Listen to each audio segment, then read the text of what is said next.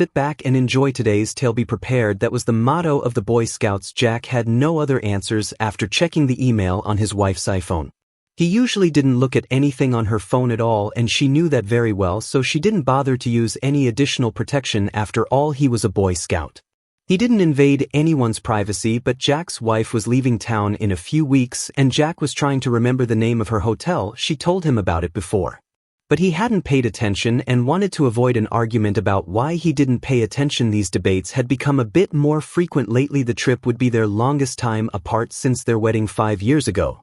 And Jack had been thinking about doing something romantic like sending flowers. After all, what better way to show the woman he loves how much he loves her than to send her flowers when she was several thousand miles away in the city of love?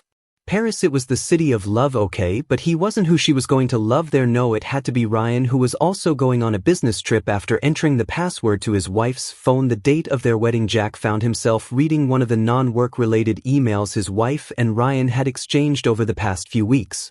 They talked about walking along the Seine at night, then taking a boat ride on the Seine in the moonlight, and then making wonderful love all night. Almost as surprising as the affair itself was the fact that Jack's wife Emily and her lover Ryan exchanged messages using work email accounts. She should have known better. So did Ryan. Like Jack, Emily was in the international trade business. Ryan was a logistics manager at Emily's import-export firm. All three had conducted extensive supply chain analyses and major trade audits where huge teams of traders and logistics specialists had reviewed every one of the hundreds of thousands of emails generated or being considered for compliance proceedings. The story was always that one or two idiots had an affair, and the company executives then tried to figure out whether the affair had anything to do with the business, and if so, how to limit the damage. The truth is that the reason Jack didn't pay attention when Emily told him about the trip and the name of the hotel the team would be using was because something strange was going on. Jack didn't know what it was at the time. But his instinct made the hairs on the back of his neck stand up. 5 years in international trade, listening to suppliers lie and listening to partners scrupulously avoid lying by not telling everything had sharpened his listening skills, and something was wrong when Emily first told him about the trip. A very boring trade expo that would keep them so busy that they wouldn't even be able to enjoy the sights. She said this without looking at him at all, and too flippantly. She knew that Paris was one of Jack's favorite cities, and they always talked about going there together because Emily had never been there. So Jack found her answer strange, but he didn't even imagine such a worst-case scenario. The email line he was looking at now was a stiletto stabbed straight into his heart. "Why don't you just get rid of the Boy Scouts so we can spend more time together without worrying?" Ryan wrote this last night. "I feel safe with him," Emily answered. "So why are you having fun with me behind his back? Every chance you get, you do it better." Jack had no idea what he was going to do at this point other than forward all correspondence to his address and print out the email exchange on the printer, just in case. No doubt, as an experienced trader, his first instinct was to preserve the evidence. After printing out the emails and putting them away, Jack began to think he definitely knew what he wanted to do. He needed to think before he hurt anyone. This thinking is what made him a good businessman. He was paid to use his brains, not his bra, and he had to think about it quickly because Emily was out for a run and would be back soon. But before he could think, he needed to finish the mission and find a hotel. However, this would not be for sending flowers. He didn't know why he would need this information, but he just knew he needed it. Perhaps the region contains close to the Pellet, a congress where Emily and Ryan would be attending the International Textile Expo with the rest of the team.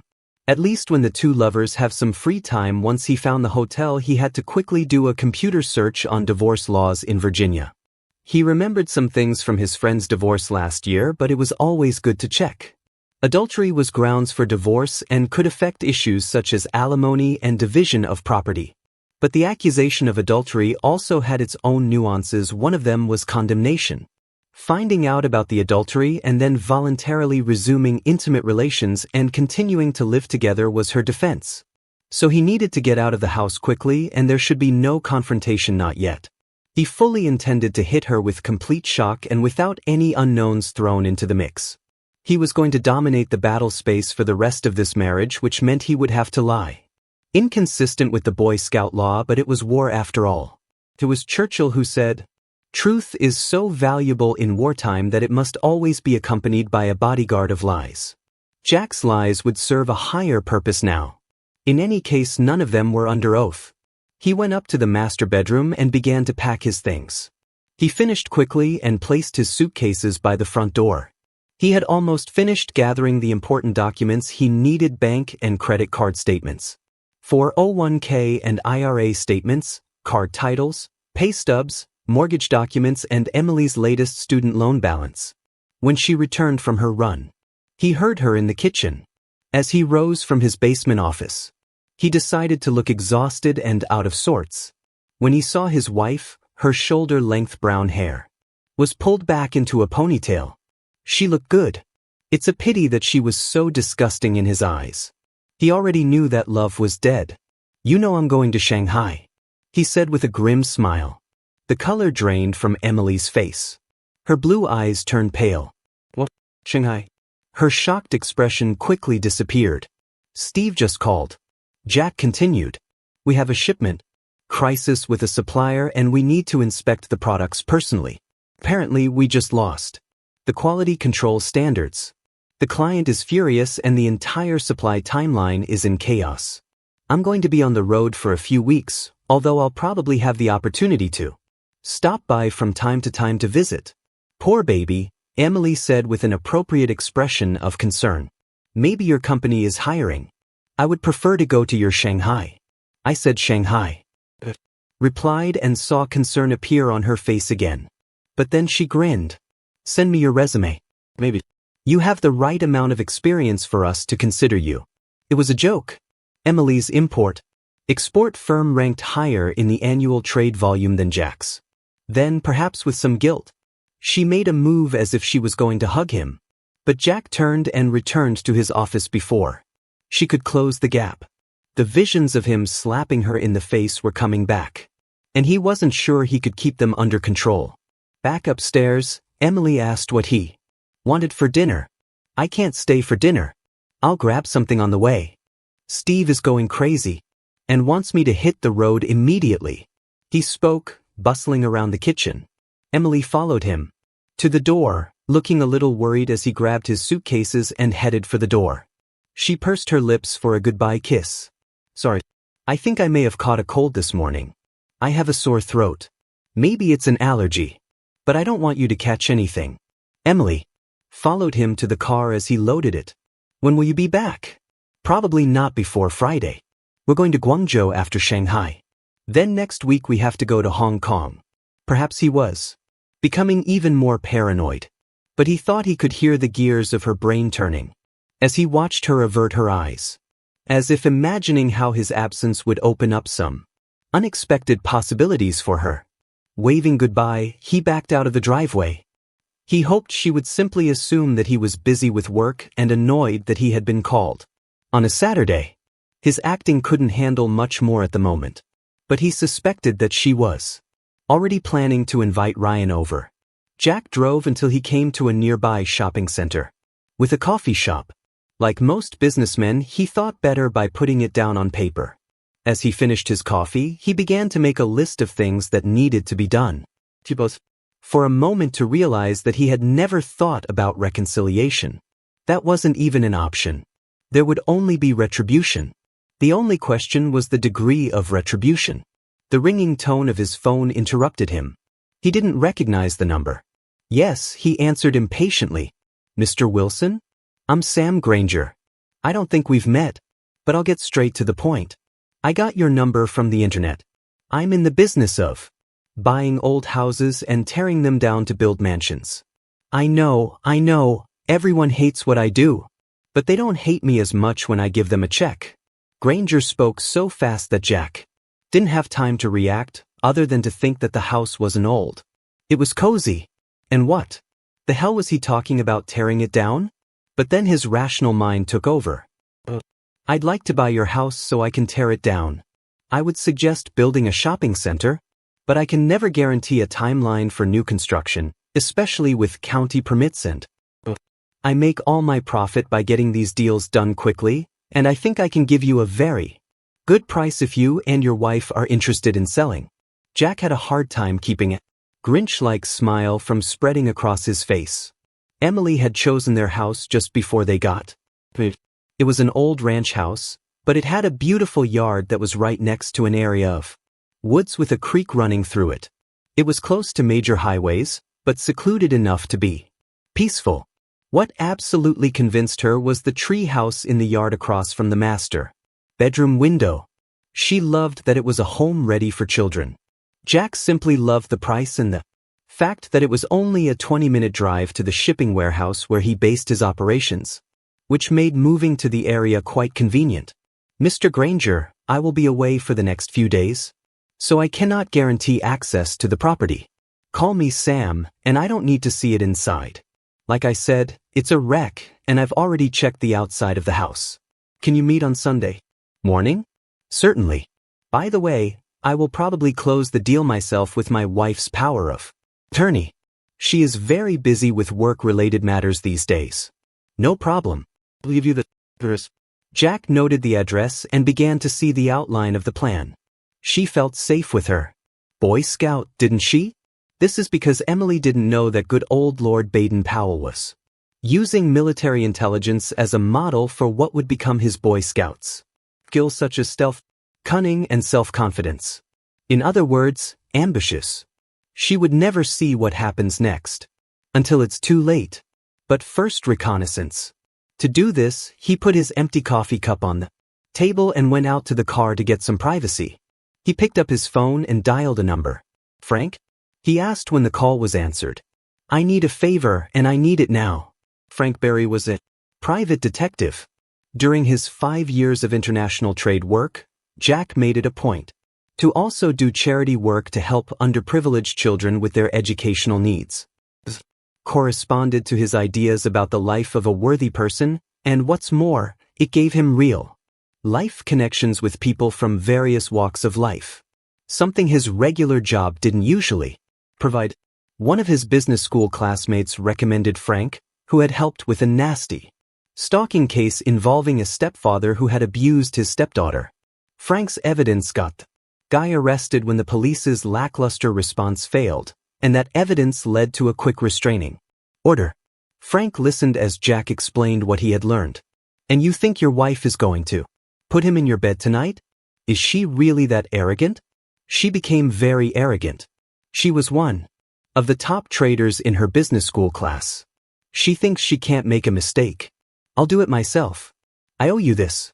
The Rivera's stalking case brought me all kinds of good publicity. The phone rings constantly. I appreciate it, Frank. By the way, there's a tree house in the backyard that you might want to use. Its windows look directly into the master bedroom, and she likes to do things with the curtains open. It used to drive me crazy, but whatever started her engine was accepted, you know?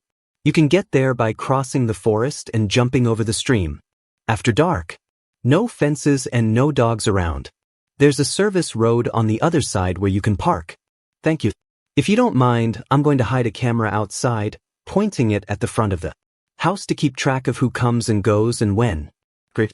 And you're using Harry for the divorce, right? I'm guessing you want a divorce. Yes and yes. Fine. I know how much he likes the affidavit and the reporting process. If you're right, we'll find out pretty soon. Jack then called Harry. Is this about the business network meeting, Jack? I have already received 5 calls about contributing to their fund. No, I want to hire you. Emily cheats, and I want to burn her to the ground for it. After Jack filled him in, Harry said, come tomorrow.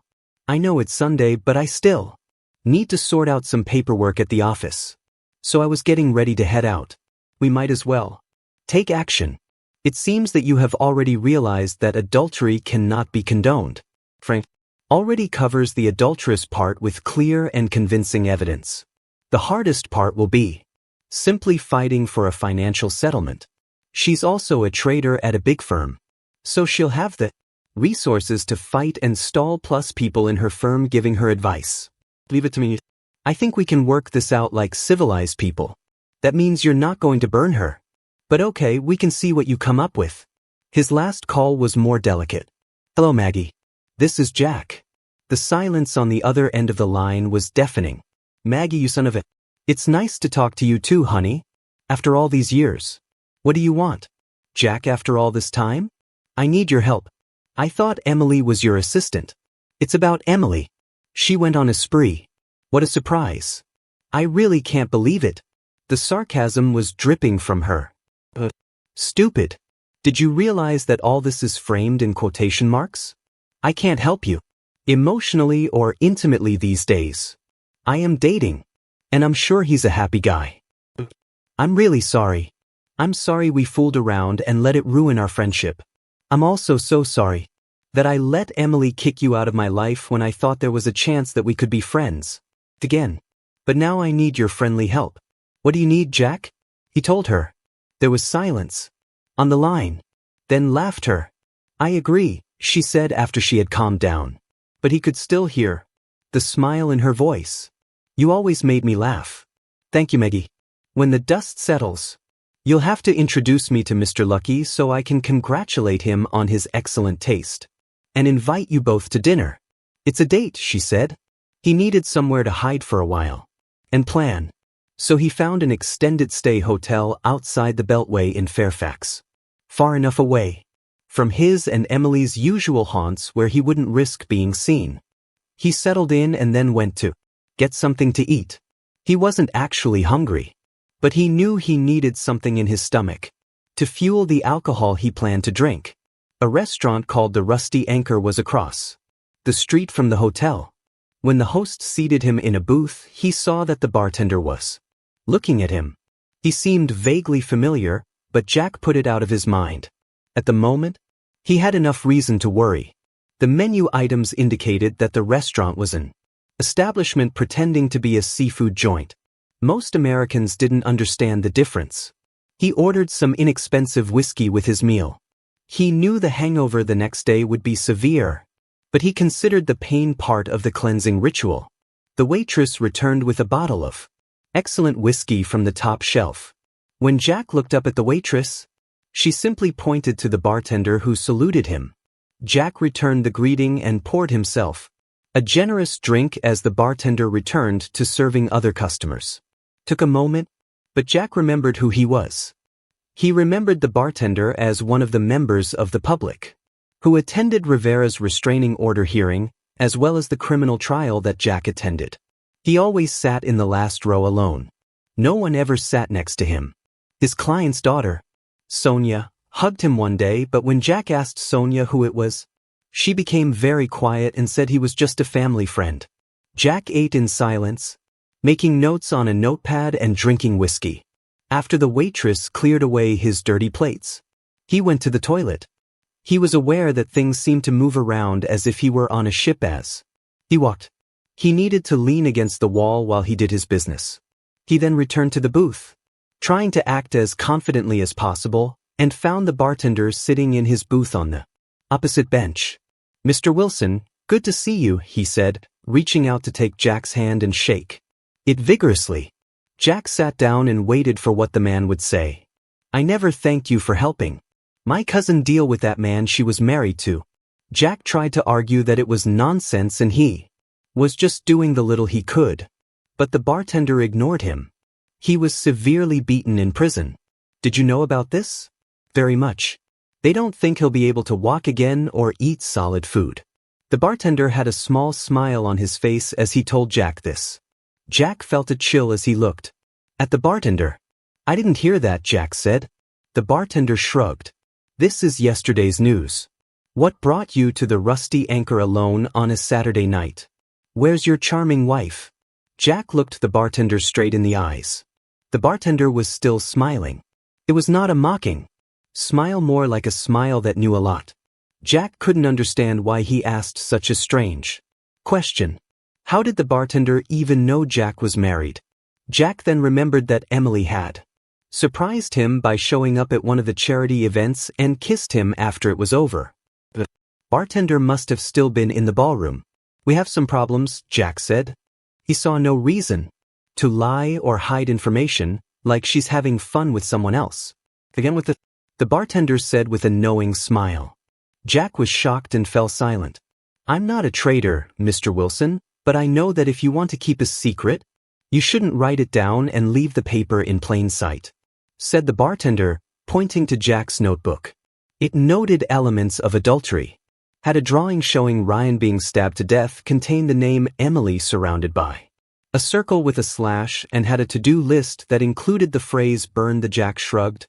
Poor operational security. But at least it didn't give away any sensitive customer data. Any man in your situation should ask himself what he wants. What do you really want, Mr. Wilson? What would you want more than anything in the world? Other than money, if you could choose your revenge. Jack didn't hesitate. I want to hit her on the nose so hard that it breaks, and I want to hit her in the face so hard that both her eyes turn black. She has a very beautiful face and very expressive eyes. I want to destroy them. The bartender's smile grew wider. He then chuckled, shaking his head. You, my friend, are not thinking rationally. People who take revenge so cruel end up in prison. You don't want to go to jail, not unless it happens while you're visiting your trading partners, right? The bartender paused and looked slightly at Jack. Jack nodded. But maybe I can help with something. You helped my cousin with her little problem. She could have turned to me for help. But for various reasons she refused to do so. You, however, stepped in and took care of her. Jack tried to interrupt, but the bartender stopped him. Sure, yes, Frank. To gather evidence. But he made the police do all the work. It didn't hurt when Jack asked one of the partners from his firm, a former assistant district attorney from the area, to calmly speak with the prosecutor to make sure the criminal case was getting the proper attention. Jack showed up with his client only to make sure she had proper representation from the prosecutor. The client's restraining order itself was commonplace after her husband was convicted in a criminal case. The bartender brushed off his protests. You must understand that helping ordinary people like my cousin is worthy of attention in itself. I am in your debt on behalf of my family. Always pay back my debts. I think you could use some help. Jack looked at him intently. I'm afraid I don't. Remember your name. The bartender's smile turned into a shark-like grin. Some people call me the broker. Broker. The bartender nodded. That's what people who don't like me call me. To my friends, I'm Anthony Ricci. Now it was Jack's turn to smile. What should I do to receive a favor from the broker? Sell my soul. The broker's smile disappeared. Jack didn't smile either. Be serious. You're a traitor. You have no soul. His smile returned and Jack knew he was joking. Call it professional courtesy, Mr. Wilson. Now, just give me your address, your wife's name, and tell me what her daily routine is. What are you going to do? I have several ideas. But what does this phrase sound like? Ignorance is bliss. I think you need to be blissfully unaware and be able to report on your movements. Over the next few months, buy yourself a burner phone so we can keep in touch and leave the number here at the bar. And then don't come back here again. It will be better this way. Jack told the broker about hiring a private investigator. His plans to stay in a hotel until Emily left for France. And Emily's travel plans. The broker knew this hotel in Paris but did not say from where. Just one question, Mr. Wilson. Is there any chance of reconciliation? Forgiveness? Mercy? I don't want to help. Then later, you change your mind. The broker looked him straight in the eyes. The smile disappeared. His expression became serious. Jack returned his gaze. Jack took a deep breath and paused to check his emotions again. The path was clear. He was a simple guy. Trust and loyalty. These were his most important values. They were gone from his marriage. Emily flipped it. Switch in his brain and love was now replaced by hate. Over time, upon reflection, he simply won't care. That time was not now. No one, Jack said. The broker relaxed. Fine. Don't worry about anything. The waitress brought the bill. The broker shooed her away but allowed Jack to tip her generously. He also allowed Jack to take a bottle of whiskey with him but warned him to slow down. He needed a clear mind for battle. Somehow, Jack woke up at a reasonable hour on Sunday morning. Without much of a hangover. He arrived at Harry's law office at 10 a.m. and found Frank already there. Sorry. Frank said, she definitely had him. That guy in your bed. He was there 2 hours after you called me and he was still there when I left this morning. We received very good quality video. I made you a copy but you might not want to watch it. Harry interrupted him. You better not. I don't want you to do something stupid and get arrested. Don't worry, Jack said, taking the DVD from Frank. Give me the rundown. I climbed into that treehouse just like you said, and they were all over each other. I got really clear shots of their faces and frankly the rest of their bodies. They were clearly having fun. Anyway, I think it's just a physical thing. They hardly spoke. I don't know if this will change your plans. How on? They both had great stamina. Thank you. This makes me feel even worse. Sorry. Anyway, I know Emily personally from the party you had last year, so I can identify her. We checked this guy's license plates. It's Ryan Thompson. We know he's working with her at Atlantic Global Trade. We don't know how long this has been going. But it seems to me that this is clear and convincing evidence. Oh, and we have a camera in it. Nearby tree filming the driveway and garage so we can see when they come and go. I will email you a remote link to the live stream on our secure server. I have spoken to Harry and I'm going to write a report and supporting affidavit for him to file. Sorry again, dude. Frank shook hands with Harry and Jack and left the office. So what do you want to do? Asked Harry. File for divorce on the grounds of adultery. But don't serve her. Harry looked at Jack without any expression. Trust me, Harry. When I hear these words, I get an upset stomach. I don't want you to do anything stupid. I predict that everything will go more smoothly than you imagine. Harry winced.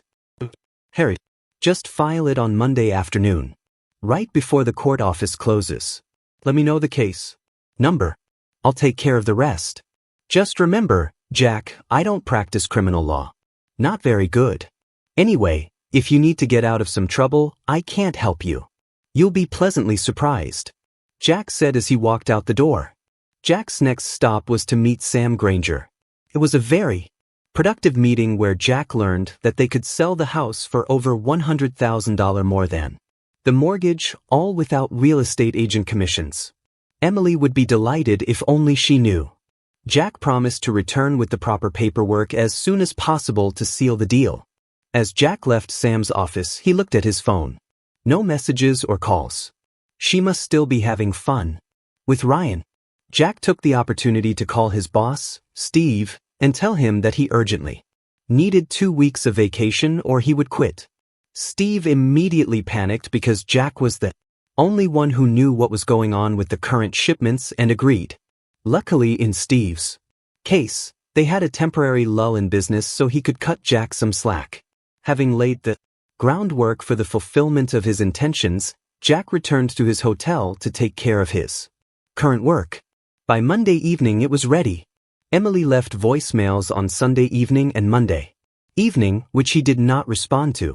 He was saving all his energy for Tuesday morning. Thanks to Frank's camera in front of the house, Jack knew that Ryan had spent Monday night there. And based on Ryan's stay from Sunday evening to Monday morning, he would likely leave around 8 a.m. to head to work. Emily was leaving around 8:30 a.m., so at 7 a.m., Jack walked through the front door and shouted, "Darling, I'm home." He heard a sudden noise upstairs, and then Emily came down the stairs in a robe, disheveled and shocked. "Honey, what a surprise," she said, trying to seem cheerful, but barely holding it in and just as clearly on the verge of complete panic. "I thought you wouldn't be here until Friday. You didn't answer my calls." "Sorry," Jack answered cheerfully. "You know how it happens." Jack pretended not to notice the 2 glasses of wine left in the living room and headed straight to the dining room. Emily stood in the doorway, looking at Jack, trying to figure out her next move and how to stop him from going up the stairs to where Ryan was obviously hiding. A knock on the door made her jump. "Can you open it, honey?" Jack asked. Meanwhile, he began laying out papers on the dining room table and pretended not to notice as Emily squared her shoulders and went to open the door, perhaps expecting the FBI to arrive with the divorce papers. Instead, it was Maggie who walked right in as soon as Emily opened the door, simply saying, "Hello." Emily watched with curiosity as Maggie sat down at the dining table and opened her briefcase. "Sorry, honey," Jack said, "but I don't know when I'll be in town again. And you know I can't think of you going on a foreign trip without renewing your powers of attorney. You know, just in case."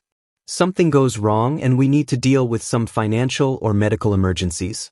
When I had a couple of moments over the weekend and got a tip on refinancing my mortgage at a really great. Since we are both going to be traveling, I thought this was the only time we would be able to do it. Sorry for the urgency. He tried to look up apologetically. Who's this? Emily asked, pointing at Maggie when the artery in her temple stopped pulsing violently. I'm Maggie, Maggie said, and Emily visibly relaxed. She still had a lover hidden upstairs. But events had not yet completely spiraled out of control. You, my Boy Scout, always ready? She said with a grin as she sat down.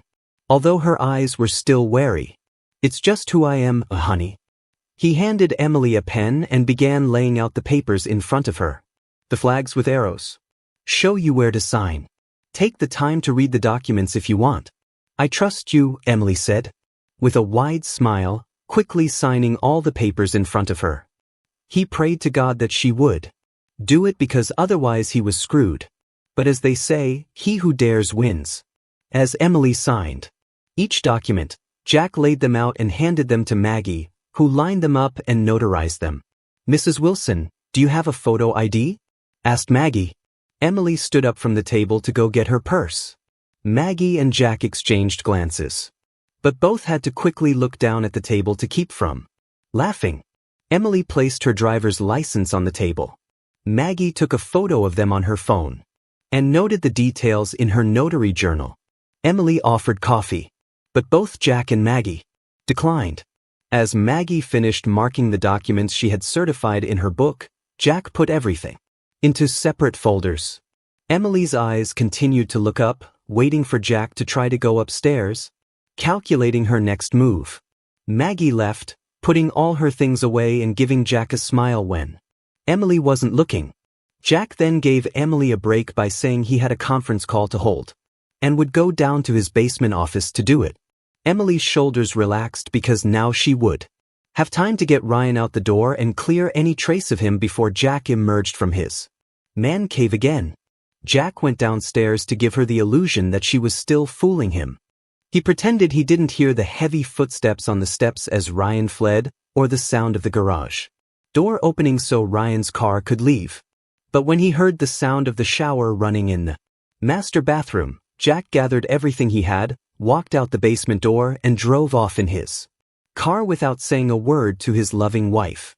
2 hours later, after a hearty breakfast at the diner, Jack was in Harry's office. Harry looked shocked. So, you're telling me that you made your wife sign Form C-1406 confirming the filing for divorce and waiving all future service of process and notice of any future proceedings? Yes, the duly certified form is right here. And so it was. You also telling me that you forced your wife, an experienced trader, to sign a property settlement agreement in which she transfers to you all proceeds from any sale of your home and contents therein, cars, and any jewelry she owns and keeps, and gives you free rein to manage your personal belongings and allows you both to walk away with the retirement accounts you jointly own without any alimony from you to her. She still earns more than me. According to these documents, she expressed a willingness to leave the marriage with only about $125,000 of her retirement contributions, plus about $200,000 of her student loan debt from business school, right? She always had a very generous nature. Harry narrowed his eyes at Jack and returned to the papers on his desk.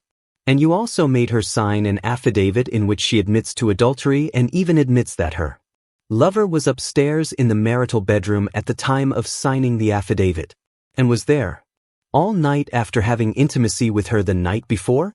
Are you even telling me that her affidavit supports the truth and accuracy of that line in the email where she talks about staying with her lover because he is better at it? Is this what you want to tell me? Trader Jack, there were no emotions on his face as far as he could restrain himself. Please don't insult me. The documents speak for themselves. Harry looked at the documents, looked up at Jack, started to smile, suppressed a smile, and then turned around in his chair. To hell with this, I will accept this file. You are a respected member of the business community and a friend from business school. How was I supposed to know you did all this? I thought it was legit. Your Honor, I'm deeply confused. I was completely taken aback by the fact that my client had betrayed. If anyone should have his license revoked, it's Jack Wilson, Esquire. Get it? See where I'm going with this? Jack nodded. If necessary, will this notary certify that Emily signed all this? Yes, she will do that. Will she testify that Emily carefully studied the documents? I wouldn't want to try to prejudge or influence anyone's testimony, but as you say, Emily is an experienced trade negotiator, so I'm confident she gave the documents the attention she felt they deserved. I'm sure the notary will say that she saw Emily Wilson go through the documents and sign each one. I cannot otherwise express an opinion about her state of mind regarding her understanding of the contents of each document. Okay then, said Harry, I'll record all of this today, plus Frank's affidavit and report, which includes photographs and a DVD. I'll see if I can't keep this out of the electronic file for a while. We don't want this to still be in the news, do we? Emily is going on a trip to Paris in just over 2 weeks. The longer it stays hidden, the better. Do you know anyone in district court? Do you remember Seth? Asked Harry. Student a year after us? He's having trouble finding work at a law firm, so he's now working as a law clerk in the district court, trying to get his resume in order. Could speed up the process, but if the judge wants to take live testimony, the whole thing could collapse under its own weight. Emily will have to decide that she doesn't want to fight this for some reason. If she realizes what's going on. If things go badly at this stage, I may have to resign as your lawyer. Fair enough. Someday you will be able to tell me the whole story, but I don't want to hear now. Over the next 2 weeks, Jack managed to keep Emily at arm's length. He sent her text messages at odd hours, letting her know how busy he was, but otherwise answered her calls. Days passed and she called less and less. You scared the crap out of her? Frank told him at the end of the week. According to our video footage, Ryan hasn't been in the house since you showed up, and surprised them Tuesday morning. I can't tell if they meet at his place during the week or have a night with each other in the office, but they don't do it at home. I'll tell you if anything changes. The only thing that changed was that Jack quietly returned to the house when he learned Emily had left and obtained the financial documents he thought he might need. He also signed a contract to sell the house with Sam Granger. The sale was scheduled to close during Emily's first week in Paris. In the evenings, Jack went to the gym, read in his spare time, and wondered how he got to the point where he was 30 years old with such a chaotic life. I told Steve that I needed to rest for a few more weeks, to which Steve reluctantly agreed. She's having fun with him in the house again, Frank said on Saturday, a week before Emily was due to leave for Paris. Thank you for warning me, Jack replied. He didn't really care, but he knew he would rather burn the sheets than sell them. By this time, Jack had already watched the video Frank gave him the first time. He could see the attraction. Ryan was a couple of years younger, and Frank's investigation revealed that the guy was a regular at the gym, always warming up in front of the mirror before weight training. Otherwise, he was unremarkable. By comparison, Jack was in decent shape, but he certainly didn't have a washboard stomach. Obviously, Emily was looking for any thrill. Jack could have done without such superficiality. Before Jack knew it, Emily was off on her long-awaited trip to Paris. One of Frank's men followed her to the airport and waited until the plane took off for Europe. After receiving the news, Jack went into the house, put all of Emily's clothes in a pile in the living room, and packed everything he wanted to keep. The movers arrived the next day, packed Emily's clothes into boxes, and sent them to a warehouse. They packed Jack's things separately and moved them to the apartment he found thanks to Sam Granger, a skilled house demolition specialist. Jack was able to sell the furniture easily. When the house was finally empty, Jack took one last walk before completing his final task. He carefully collected the wedding photographs and album, as well as Emily's wedding dress. He took them to the patio fire pit that was directly underneath the treehouse, carefully placing the photos and album in the pit on top of the charcoal. He added the dress and some lighter fluid and lit a match. After it all burned down, Jack was pleased to see that the video actually had a lot of detail. You could even see details of their memorable moments together in each photo as it was added to the pit. A day later, Jack completed the sale of his family home, using a power of attorney from his wife to sign as her attorney. In fact, she really should have read everything she signed. With a separate financial power of attorney, Jack was able to deposit the home sale proceeds check into his personal account, pre-certified on behalf of his wife as her attorney. In fact, and closed the joint accounts 3 days later. Still in the first week of Emily's trip to Paris, a construction crew leveled the path. They cleared the rubble in a few days. After this work began on preparing the site. Unfortunately, the tree with the house, which was ideal for children, had to be removed. There was a gazebo planned for the new site. Unfortunately, at the moment when the entire place where Jack and Emily once had a happy home turned into just a large square of land, construction stopped. Looks like something went wrong with the permitting process. Jack and a friend from business school, who worked in the county permitting department, were confident that the problem would resolve itself within a couple of days after Emily returned home from France. Once the appropriate forms were received and approved, during all this time, Jack did not answer a single call from Emily. He stopped texting her, didn't respond to emails, and didn't respond to voicemails. Some of her friends and relatives called. Jack sent a quick message back saying he was busy and traveling, mostly so they wouldn't try to drive by the house and see him. The broker called him on his prepaid cell phone and told him that Emily and Ryan seemed to be under stress and weren't looking well. Maybe she suspected something was wrong. Jack asked how he knew this. The broker only said that he has friends everywhere, even in Europe. He did ask Jack if he would be interested in returning Emily's wedding and engagement rings. When Jack said no, the broker asked if he would mind if someone else bought them. Hell no, Jack replied. On Wednesday, 2 days before Emily was due to return from Paris, Jack was in Harry's office. I don't know how the hell this happened, but here's the divorce decree. This is much faster than usual for this type of case. And Seth remains silent. I don't want to know and I don't ask. Count your lucky stars and congratulate yourself on being single again. Here's the copy I'm going to send to your ex-wife. I'm sure she'll be delighted. As Jack approached his car outside Harry's office, his phone rang. He didn't recognize the number, but when he answered, he recognized the broker's. Jack, you should take a vacation right now. Go to a place where there are a lot of people who know you and can tell you we're there. The broker hung up. Jack realized that it had been a long time since he had seen his college friends who lived in New York. 2 hours later, after packing a bag, Jack was on his way to the Big Apple.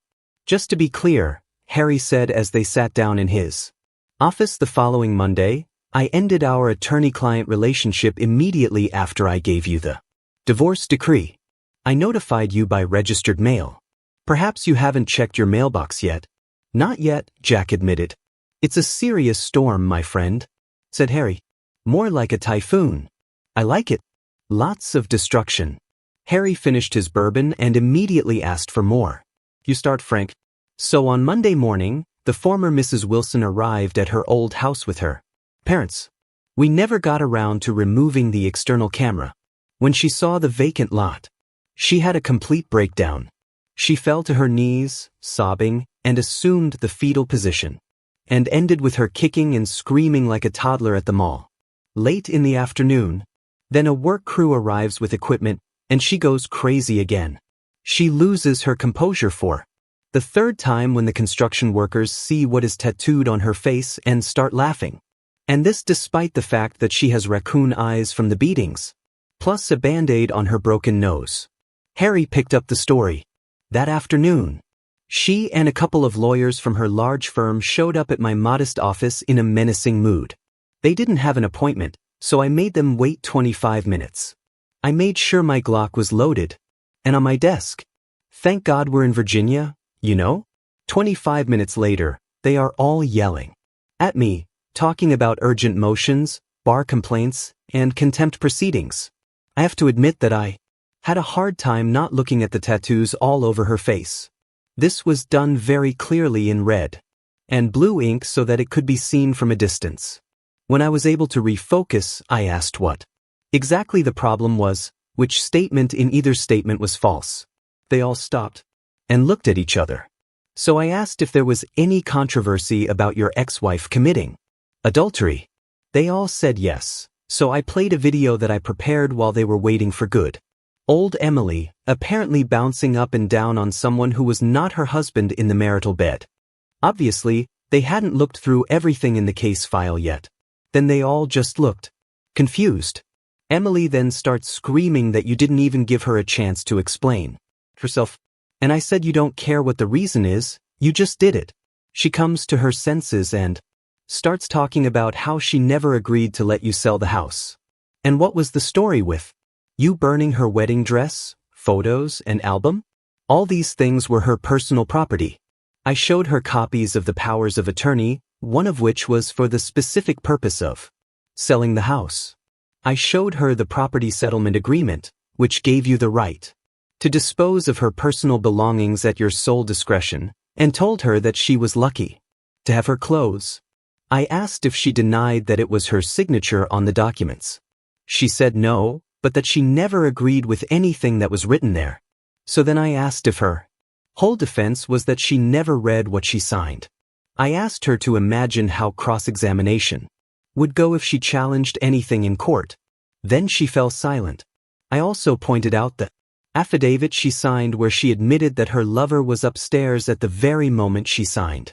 And I asked if that was true. This was the moment when she lost consciousness. Her entourage tried to revive her, but I had already called 911. She refused to go with them to the hospital, but then she started screaming about tattoos and her boyfriend getting beat up. And I said it had nothing to do with you as far as I know.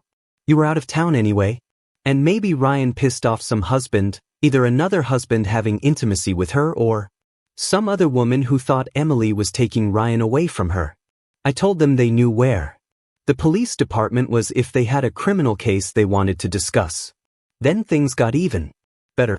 Harry continued. So they still kept talking about filing a motion for reconsideration and all that kind of stuff. That's when I told them that just that morning I had received an anonymous email with links to several videos of Emily and Ryan in your bed when they started doing it again before the trip to Paris. The message said that the videos would be sent to everyone Emily knew and that you Jack knew nothing about it and could not stop them from doing it, and that they were friends that you once helped and that they will protect you, and that they would hit the send button that day if she didn't just let the whole thing go. Do you know anything about this? I was out of town, Harry. After that they left. I haven't heard anything about them since then, and nothing happened in the courthouse. It was Frank's turn again. They must have called the police because a couple of detectives showed up. They wanted copies of the videos and the report. Then they lost interest. Neither Emily nor Ryan could say what happened, only that they got into a taxi at the airport, and the next thing the guy knew he was in the hospital with Emily. She woke up in a dirty hotel, got hit in the face, and then went to the hospital. The room was also billed to her credit card, plus room service and minibar. This time Jack told them that the hotel manager had said that New York cops had checked out his stay at the hotel, and that his New York friends had been contacted as well. But they vouched for his very active schedule in the city. Rumor has it, Harry said, that your ex is hiding in her parents' basement while she gets laser tattoo removal. The problem is that they charge per square inch and it's covered from head to toe. It would have to cost tens of thousands of dollars. And so the marks would remain with her forever. It's a shame, Jack said. Harry stared at Jack. Frank simply pursed his lips to keep from laughing. What happened to her lover? I understand that he was badly hurt, said Harry. There will be a lot of physical therapy in his future. The head is slightly damaged, multiple concussions. He will likely have some difficulty getting another job as a logistics manager. Their firm also released them both. Seems their relationship fell apart during the trip, and somehow this negatively affected the entire trade expo. There were not enough import documents. Shipping declarations were not ready. Chinese suppliers had problems. They lost several major contracts. The clients were unhappy. The firm had to make human sacrifices to retain the clients for future work. Someday, Jack, you'll have to tell us how you managed to cope with this. Frank said, dealt with what? I'm a Boy Scout. Maggie was waiting in the car when he got out. I'm a little upset no one asked me if I actually certified the documents or if she read them before signing. I was willing to say that I watched her study each one before signing. But I couldn't estimate how much time she spent on it. We should discuss this over dinner. I need to treat you and your boyfriend to thank you for helping me gain my freedom. Maggie turned to him and looked over her sunglasses as Jack reversed the car out of the parking lot. There's no guy, idiot. Jack stopped abruptly and looked at her. Really? Indeed. Now shut up and take me home, so you can begin the rather long and grueling process of apologizing to me. Okay. Jack smiled. But first, I have to stop by the post office. For what? I'm sending a card to an old friend, Jack said, pulling it out of the glove compartment. It had the Boy Scouts logo on the front. I asked her, does she feel safe now? Thank you for taking the time to read this story. If you enjoyed it, subscribe, like and share in the comments. Remember, history is a witness to the past, a light of truth, a living memory, a teacher of life, a messenger of antiquity, and see you soon.